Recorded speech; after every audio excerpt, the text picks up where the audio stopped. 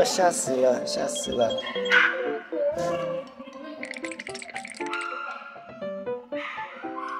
他现在被抗体。怕不怕看医生？是哦，是你的关系，不是狗的关系。又讨厌又紧张。对狗还好，对医生比较干嘛？对，都已经不在医院了，你还知道？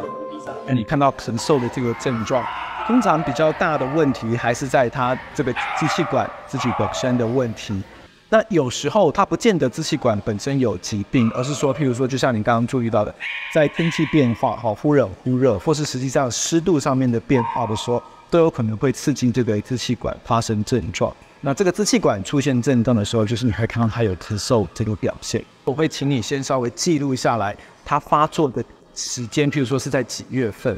因为有时候这个支气管我们刚刚讲，其实会跟天气的变化也会有一点关联性，所以你可以记录看看它发作的时候，是不是就是在比较变天的那一段季节，比如说春夏交际的时候，或是秋冬交际的时候。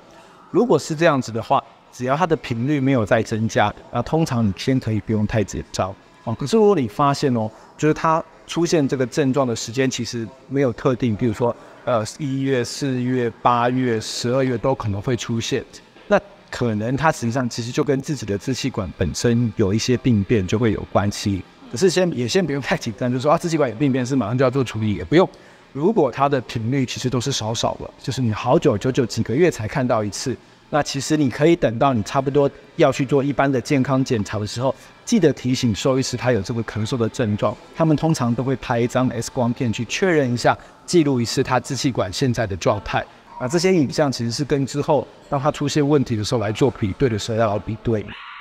那通常有这样子的小朋友，我大概就会特别提醒你，就是说你们家里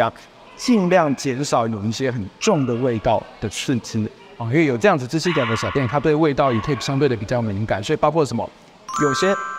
第一个是，如果说你们家里有在拜的是那个香，有拿那个香，或是什么炒菜的油烟，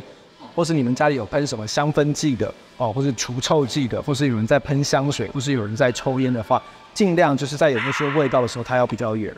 那有时候运气不好是什么？譬如说这一阵子，如果台中的空污比较严重的时候，或是你家里附近刚好有人在装潢，或是有工地那个粉尘量比较大的时候，它也有可能会有这样子的症状会出现。那如果真的有这样子，你家里有空污清净机，就是先好好打开，其实对他来说其实就会有帮助在。